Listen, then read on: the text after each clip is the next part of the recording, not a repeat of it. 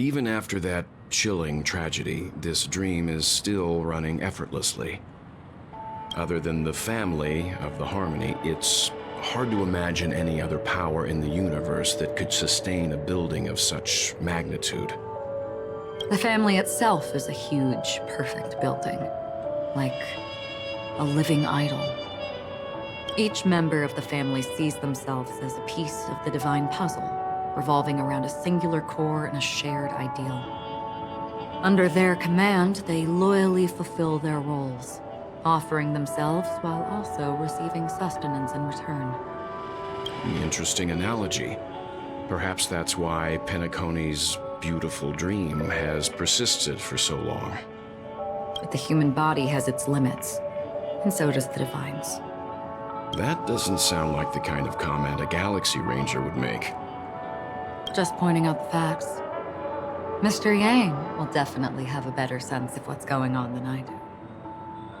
Why do you say that, Miss Acheron? The beautiful dream is crumbling. But not because of a particular eon, a particular faction, or a particular visitor. Its collapse stems from a certain inevitability of human nature. The family refuses to acknowledge this, and it has ultimately backfired and become a catalyst. As people immerse their souls in the dreamscape, where consequences and pain cease to exist, and only ease and pleasure prevail, they draw closer and closer to necrosis. Regardless of the perceived bliss, death looms as the inevitable conclusion. Also, this necrosis will diffuse and spread. One piece of the puzzle's mutation will eventually cause the entire building to shake, break, and crumble. In the end, the dreams that people built in the name of freedom became the cage that imprisoned them. I'm sure you've gained a lot from this trip, Miss Acheron. Are you willing to share your findings with me? Of course. That's if I remember.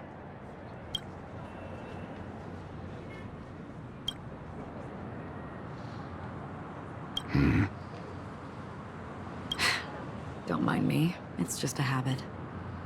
Owing to events in the past, I've become easily forgetful. It's only when this sword is unsheathed that those hazy memories start to become clearer. Take your time. That should do it.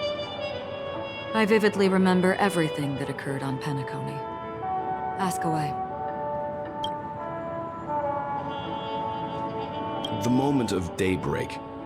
I've heard that's where the Dawn Factory, which processes the foundation of the dreamscape, is located. Behind the dreamscape's song and dance stand many imagination factories. Workers create all kinds of whimsical works day in and day out in their dreams. Then they return to reality and sleep on a narrow bed in a room. A far cry from luxury. They say it will suffice. Experiencing the bizarre and motley dreamscape is the best reward. There I encountered a young woman who had just come of age. The perfect time to indulge in beautiful dreams. Her greatest wish was to one day move to the golden hour and see the magnificent garments she had woven with her own hands. For certain reasons, her wish was difficult to fulfill. But I managed to bring her a garment. Gilded Hour. It's said to be Penacony's currency center. Yes. It is a fortress-like financial city, the economic heart of the dreamscape. The Pepeshi people of the Alfalfa family are there to keep it running, sending blood that is made from money everywhere on Penacony. Everyone there is exquisitely dressed and always in a hurry. The greatest wish of the local Pepeshi people is for their future generations to work in the Gilded Hour. I've never met anyone who is willing to talk. I could only stand at the crossroads, watching crowds of people hurrying like the wind through the jungle of steel, only to deposit the alfalfa credits that they'd earned into the bank's vault. I don't know if they would open the vault door, but before I left, I witnessed a well-dressed Pepeshi person plummet from the sky. while those around him continued on their way, unfazed. I hear the Blue Hour is very romantic. Do you have any tales to share? Perhaps Mr. Yang has heard. There is a large boat called the Eventide, anchored along the Sea of Dreams, where soft music and dancing persist endlessly every night. I ran into a wizened lady there. She was at the dock, waiting for her long-departed lover to return, waiting for countless hours within time that stood still. In the humid sea breeze, she spoke of her own youth. Like many who desired wealth and love, they came to Penacony to pursue their dreams. Alas, finally, she suggested we continue our conversation on a boat in the shallows. I agreed and boarded the boat with her. But she never said anything. Her eyes absent-mindedly gazing at the horizon for what seemed like forever. Finally, we retreated to the beach. The dreamscape of chic, luxury, and consumerism, the moment of dusk. My companions have been there too. Then you all must have seen those who are attempting to realize their dreams.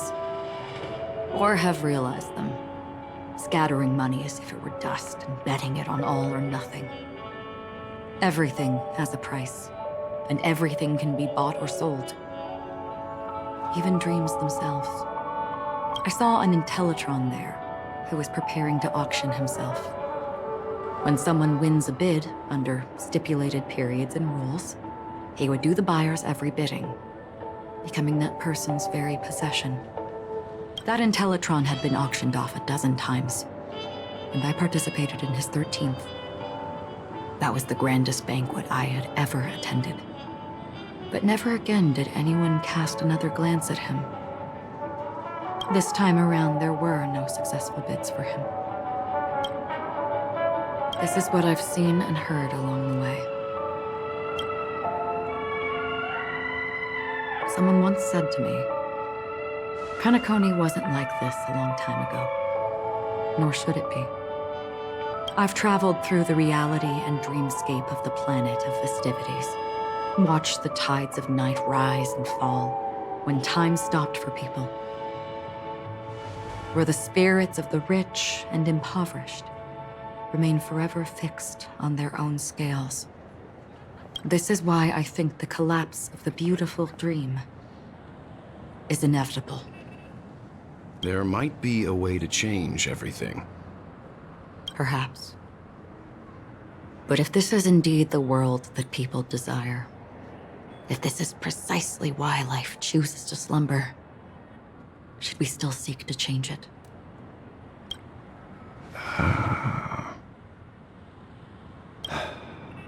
Miss Acheron, now it's my turn to share a story with you. There was a man from my homeland who, at a time when the world was grappling with deep, unhealable pain, made a choice. He wove together the dreams of everyone in the world, linking people's dreamscapes, and shouldered this burden himself. From this, he created a giant, a spiritual atom. And since that moment, the giant stood between heaven and earth, becoming the pillar of the world's existence. As a price, those who found it hard to move forward, who could not advance, forever lost their future. They slumbered in a dream, devoid of disaster and pain, living out their days peacefully in the man's created utopia. And it is because of the wishes of those people who wished not to awaken that this spiritual atom became unbreakable. And yet, you stand here right now, which also means that man failed. Because people must always move towards the future. Even if human weaknesses make them pause when they truly cannot move forward, humanity will eventually seek a way to save itself. And that man, he was never a failure. Like everyone in that world, he etched the possibilities of human nature into his heart. He was the sun chaser of legend, soaring towards the sky and embracing his final victory with his fall. He ascended to heights uncharted, only to come face to face with the sun, a place not visited by anyone before. His wings would melt because of it, only for him to fall into the sea. And after that, countless others would surpass him, soaring to even greater heights. A fitting metaphor for the Nameless's trailblazing spirit. Thank you, Mr. Yang. I know what you wish to confirm.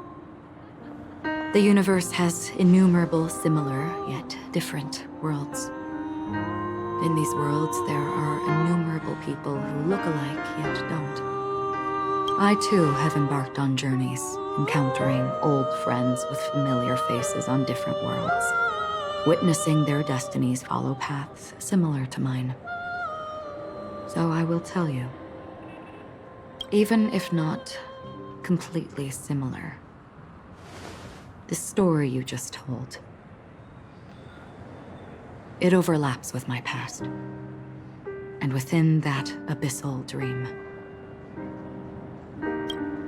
I ended that man's life. Alone.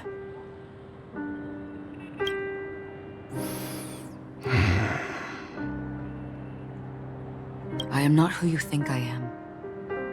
Nor will my home be as fortunate as your world. I am sorry. It's fine. I don't mind, so long as I can alleviate your suspicions.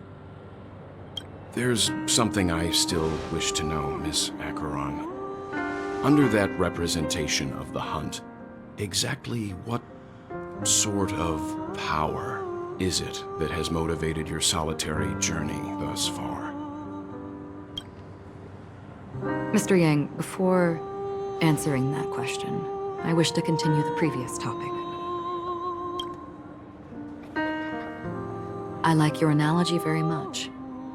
Indeed, birds are born to fly. But in a distant past, their ancestors could only gaze at the sky in envy.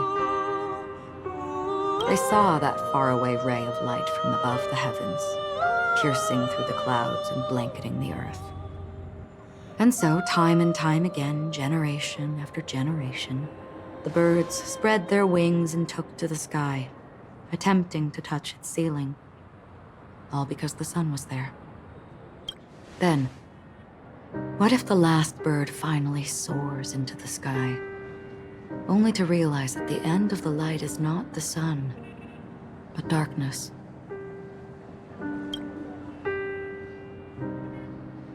Then why, exactly, do we even walk towards the light?